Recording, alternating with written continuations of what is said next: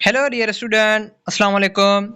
So today we will discuss about NTS BSN nursing past paper. So today we will discuss about only previous year past paper for BSN nursing. Okay. सो आज हमने जो discuss करने हैं कुछ पास paper जो NTS ने अभी तक करवाने आ रहे हैं, जो भी उसके पास पेपर हैं वो आज मैं आपको सॉल्व कराऊंगा. ओके, तो फर्स्ट ऑफ ऑल अभी तक मेरे चैनल को जिन भी स्टूडेंट ने सब्सक्राइब नहीं किया तो काइंडली सब्सक्राइब करें ताकि जो भी अपडेट हो वो आप तक ज़रूर पहुंचे. ओके, सो चलते हैं first of all first MCQs की तरफ, देखते हैं उसमें क्या दिया गया है. ओके, तो first of all first MCQs में ये पूछ रहा है कि in which part of the chloroplast does the light dependent reaction. Okay, first of all जो लाइट डिपेंडेंट रिएक्शन होता है इन फोटोसिंथेसिस में वो हमारे पास क्या होता है, स्ट्रोमा में, थैलेमोइड मेम्ब्रेन में, आउटर मेम्ब्रेन में, इनर मेम्ब्रेन में. So in which correct option is B, thylakoid membrane. So जब भी कोई लाइट रिएक्शन होता है वो thylakoid membrane में होता है. Then the डार्क रिएक्शन जो प्रेजेंट होता है वो हमारा पास अकर्स होता है स्ट्रोमा में. ओके, सो यहाँ पे ये पूछ रहा है कि लाइट डिपेंडेंट रिएक्शन किसमें होता है. Okay, so in which correct option is B, thylakoid membrane. Okay, चलते हैं नेक्स्ट एमसीक्यूज की तरफ. Which of the following is the main component of the cell of wall of fungi? तो mail component जो होता है हमारा यहाँ सेल वॉल इन फंजाई का, वो हमारे पास क्या होता है, वो बना हुआ होता है काइटिन का. Okay, so cell wall of fungi is made up of chitin. Okay, so चलते हैं नेक्स्ट एमसीक्यूज की तरफ. Which of the following enzyme is involved in the breakdown of fats? वो कौन सा एंजाइम जो होता है वो हमारे पास इन्वॉल्व होता है फैट्स को ब्रेक डाउन करने में. सो लाइपेज इस एंजाइम जो एक लिपिड एंजाइम है वो एक फैट्स को ब्रेक डाउन करता है. In which correct option is C, lipase. Okay, then उसके बाद चलते हैं नेक्स्ट एमसीक्यूज की तरफ. The part of the nephron is the involved in the filtration of the blood. जो हमारे पास नेफ्रॉन जो है इन्वॉल्व होता है फिल्ट्रेशन ऑफ ब्लड को, वो किसका पार्ट है, वो हमारे पास बोवेन कैप्सूल का ये पार्ट है. Not a loop of Henle, not a collecting duct, इसका ये काम नहीं होता. So only filtration of blood is occur in, you know very well, is Bowman capsule. Okay, so then उसके बाद चलते हैं नेक्स्ट एमसीक्यू की तरफ. The process of conversion of glucose to pyruvate is known as. जब भी आप सभी जानते होंगे जब भी कन्वर्जन होती है ग्लूकोज की इनटू पायरुवेट में तो इस प्रोसेस को हमने क्या नाम देते हैं, this is called as glycolysis. Okay, then which plant hormone is responsible for photo respiration? वो कौन सा प्लांट होता है, एक प्लांट हार्मोन होता है जो रिस्पॉन्सिबिलिटी देखता है दिखाता है as an photorespiration, sorry phototropism में.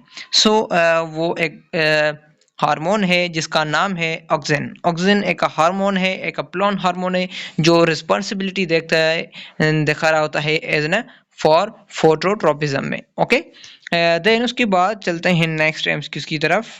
Okay, the lactose present in the growth medium for bacteria is transported by the cell in the action of, you know very well, this is called as known as B, polymerase. जो हमारे पास polymerase enzyme होता है वो lactose जो है present होता है growth में, इन द ग्रोथ मीडियम में. सो बैक्टीरिया ट्रांसपोर्ट करते हैं एक सेल को, जो एक्शन दिखाते हैं, this enzyme is known as a polymerase enzyme. Okay, then उसके बाद चलते हैं नेक्स्ट एमसीक्यूज की तरफ. The genetic material in most viruses. जब भी कोई जेनेटिक मटेरियल, आप सभी जानते होंगे कि मटेरियल जो होता है जेनेटिक मटेरियल वायरस में वो कौन सा होता है, इज ना आरएनए.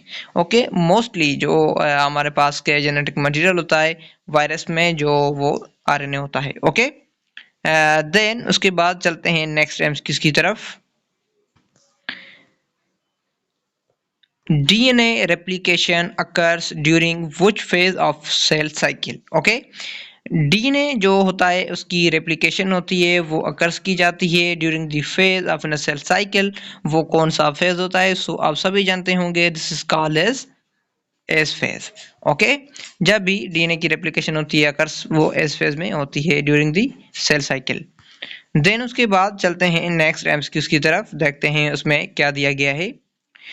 अभी तक मेरे चैनल को सब्सक्राइब नहीं किया तो काइंडली सब्सक्राइब करें, ताकि जो भी मेरी अपडेट होती है वो रोज़ाना तौर पर मैं अपडेट करता हूँ, शेयर करता हूँ यूट्यूब पे, तो वो आप तक ज़रूर पहुँचे। ओके, जो भी पास पेपर होते हैं, जो भी एडमिशन फॉर्म होते हैं फॉर प्रीवियस में, जो भी ओवरऑल पाकिस्तान में जो भी टेस्ट हो रहे होते हैं, उसकी एडमिशन हो रही होती है, जो उसके पास पेपर, जो भी उसकी सारी अपडेट, उसकी मेरिट लिस्ट, जो भी उसकी अनाउंसमेंट होती है, वो सारी इंटरव्यू विद इंटरव्यू से सारी डिटेल में शेयर करता हूँ इस चैनल पे। ओके, काइंडली सब्सक्राइब करें, ताकि आपकी बेहतरीन से बेहतरीन जो है आपकी स्टडी हो सके, क्योंकि जो भी न्यू अपडेट आती है कंसिस्ट हो चैनल पे। ओके, देन चलते हैं नेक्स्ट एमसीक्यूज की तरफ, देखते हैं उसमें क्या दिया गया है।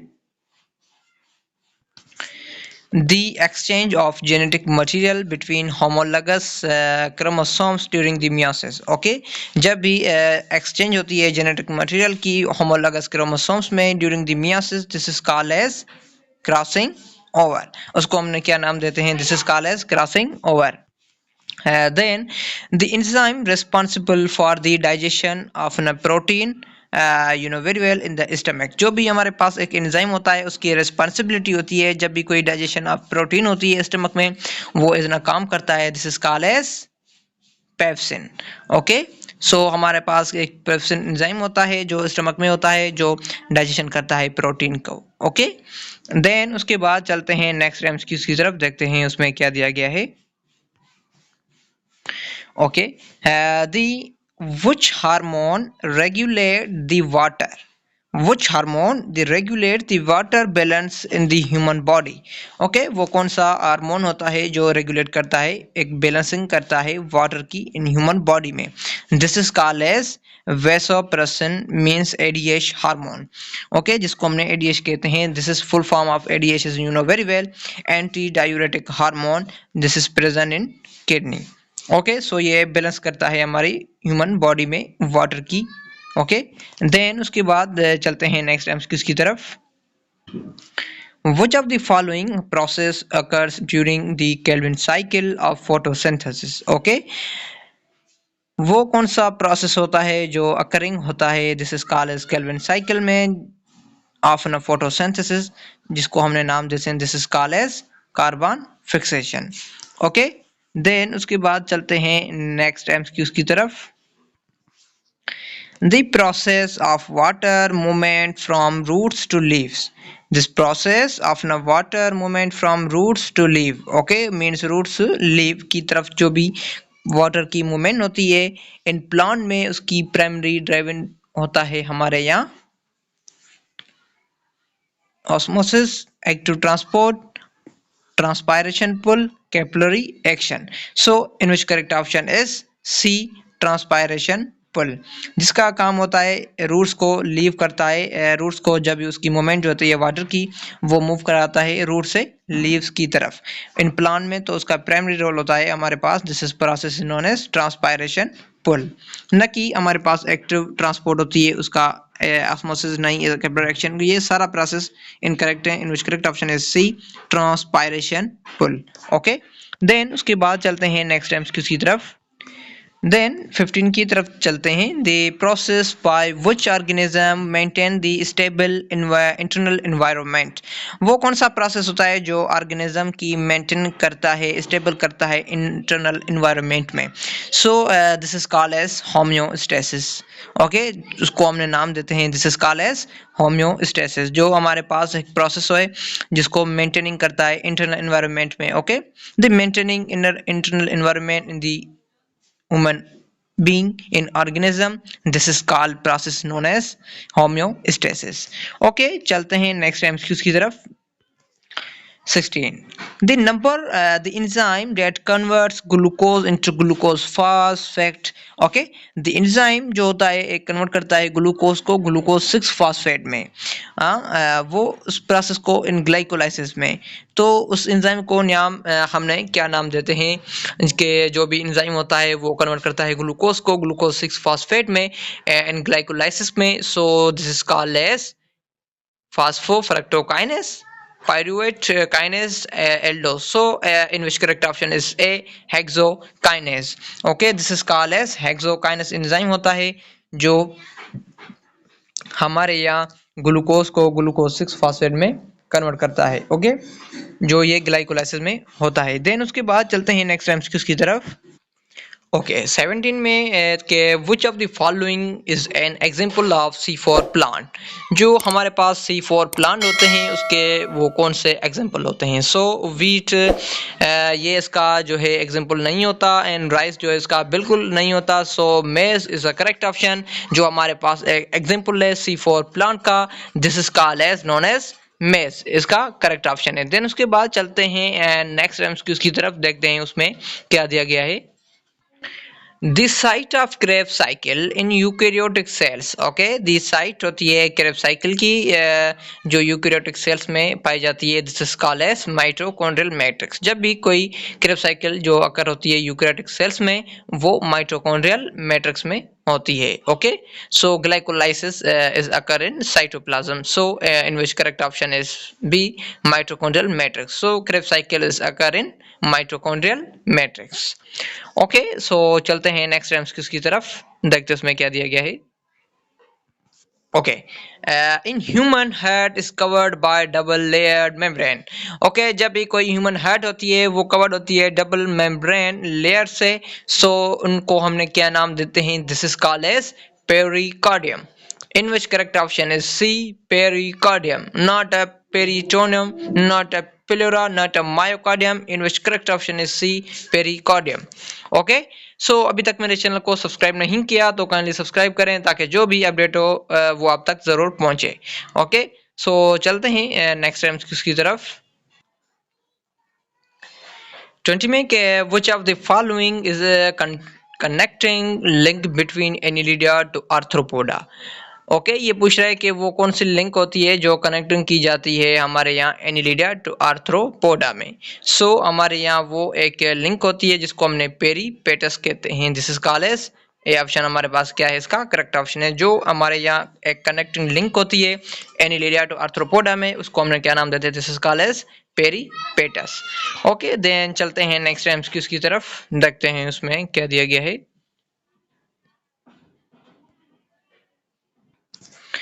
Which part of the skeletal system protect the heart and lungs?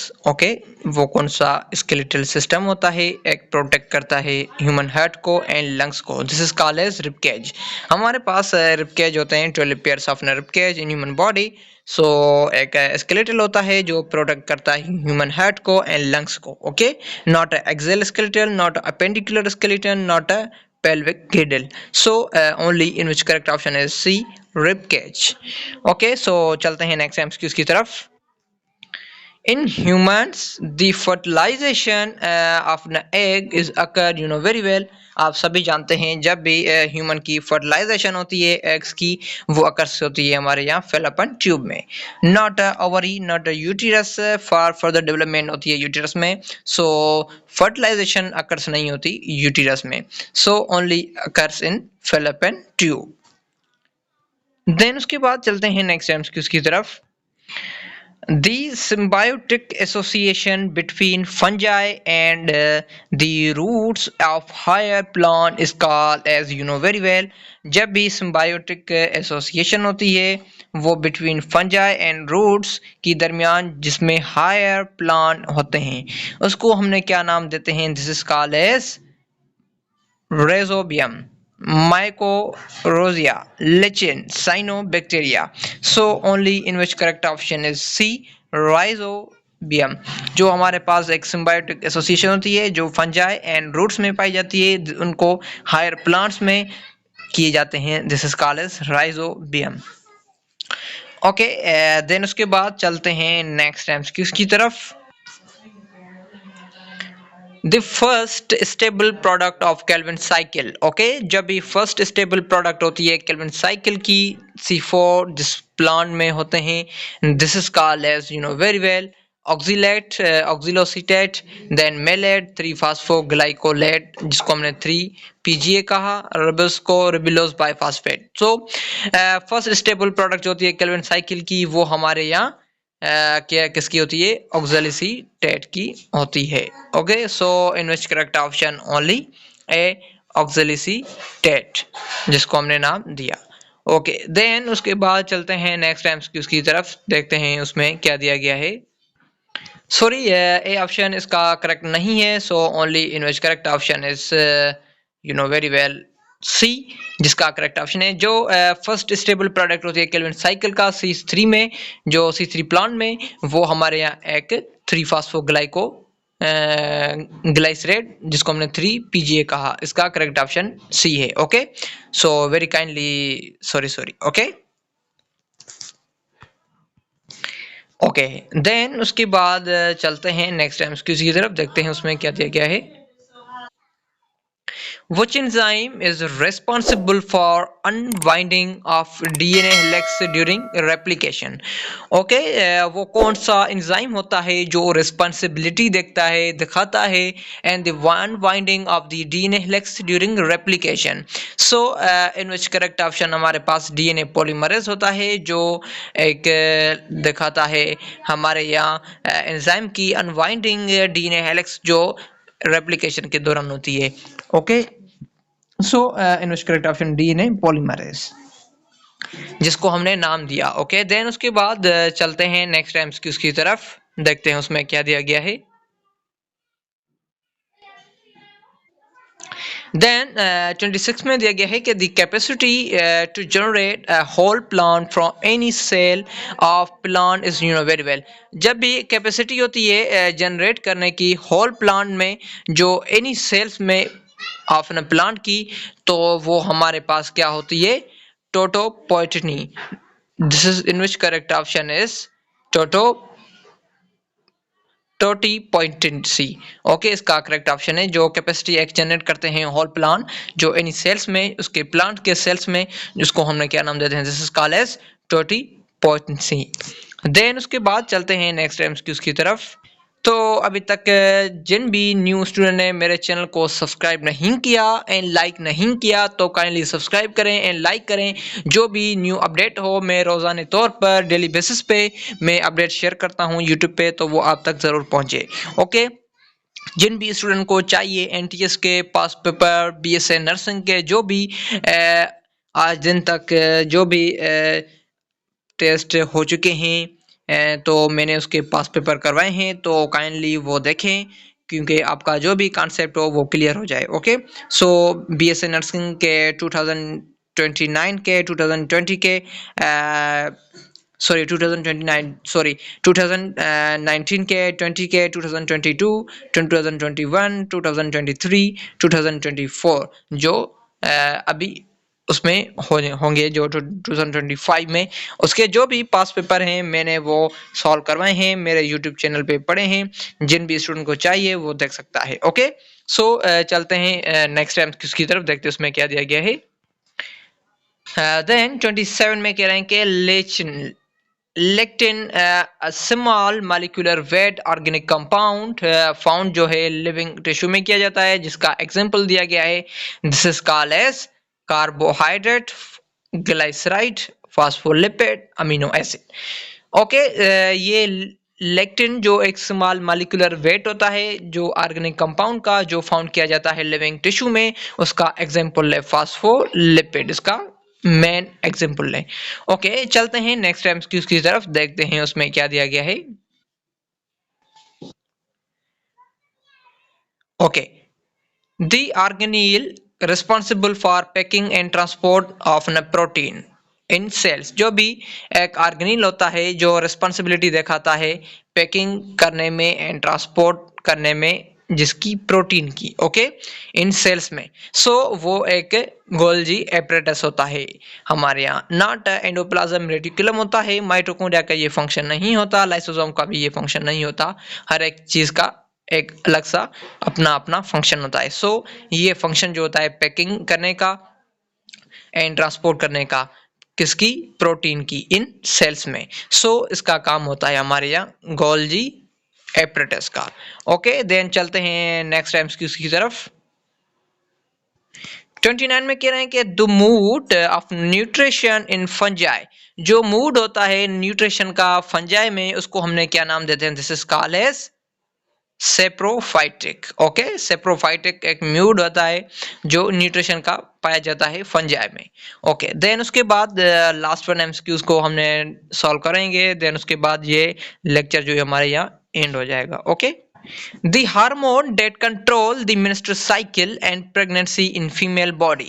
Okay, वो कौन सा हार्मोन होता है जो कंट्रोल करता है मेंस्ट्रुअल साइकिल को, जो प्रेगनेंसी की दौरान जो फीमेल में पाया गया होता है, सीक्रेट होता है। Okay, so this is called as progesterone hormone. Okay, और प्रोगेस्टेरोन हार्मोन होता है वो कंट्रोल करता है मेंस्ट्रुअल साइकिल को एंड प्रेगनेंसी को इन ह्यूमन बॉडी में। This is called as female. Okay, तो ये थे कुछ MCQ pass paper BSc nursing के एनटीएस वालों ने जो कन किए हैं आज तक, उनके पास पेपर आज मैंने आपको सॉल्व करवाए। तो काइंडली अभी तक मेरे चैनल को सब्सक्राइब नहीं किया तो काइंडली सब्सक्राइब करें, ताकि जो भी अपडेट हो रोजाना तौर पर मैं शेयर करता हूँ यूट्यूब पे, तो वो आप तक ज़रूर पहुँचे। ओके, सो चलते हैं, दुआ में याद रखिए। थैंक यू, मिलते हैं नेक्स्ट वीडियो में। Thank you, best of luck.